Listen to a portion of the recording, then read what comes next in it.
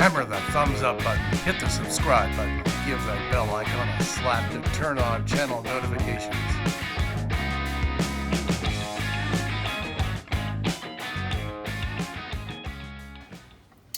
All right, now this is the old master cylinder. We removed it from the booster, from the vehicle.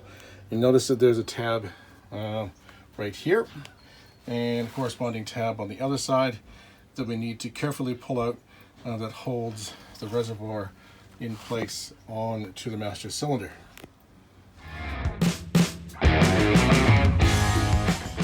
All right, we've got the new master cylinder on top. Well, not on top, this is the underside of the reservoir. Carefully, what you want to do is line up the tabs here and here up to the plastic. Keep tabs on the reservoir and just carefully slide them in. And then as we took the other reservoir off, just put a little bit of pressure, rock the master cylinder back and forth a little bit onto the reservoir to get the two fittings in place. And once you put enough pressure on it, not too much, they pop back in and then it's solid. Make sure that these retainer clips or tabs are solid and they're on top of those two hooks. Leave the port plugs in for now, as well as the actual shaft. This goes into the booster side of the brake system. Leave those on for now until you're ready to put the master cylinder and the reservoir back into the vehicle. You don't want any objects, foreign objects, dust, whatever's lying around to get into this, because then that's just going to cause you more problems down the road.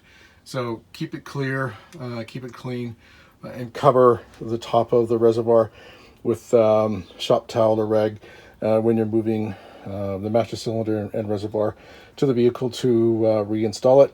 And if you want, you can put the cap on the reservoir to make sure nothing gets inside of the reservoir while you're doing the install of the new master cylinder and reservoir onto the air boost.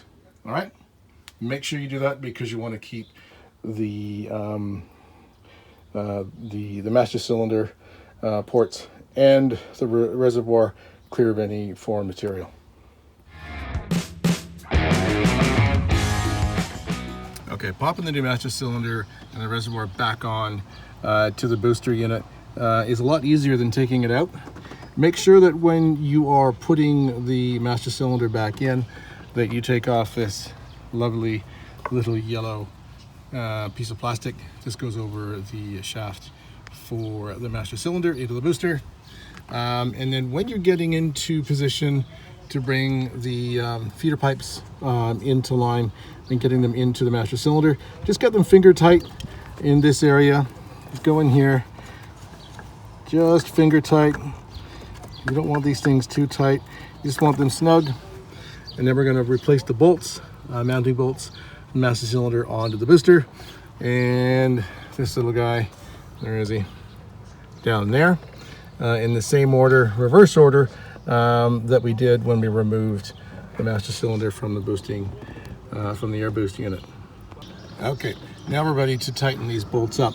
And remember, what you want to do is just very carefully get the bolts finger tight onto, the nuts back onto the bolts, just finger tight. Tighten up the nuts that attach the master cylinder to the booster first, and then you can tighten up the brake fluid feeder lines from the master cylinder to the ABS modulator. Okay, so to be really careful in here, and have some shop rags underneath just to catch anything, just in case you drop the nut to mount the master cylinder onto the air boost unit. But it's pretty easy to do. If you take your time, don't rush. These are important parts, and you don't want to cross thread or strip any of the bolts or nuts as you replace the master cylinder onto the air boost unit. All right, so let's go ahead and tighten everything up and fill up the reservoir, and then we'll go through the procedure of putting the brakes, and there are 3 steps to do that on the Land Rover LR4, and this also applies to the Range Rover Sport as well. Hammer the thumbs up button, hit the subscribe button, give that bell icon a slap to turn on channel notifications.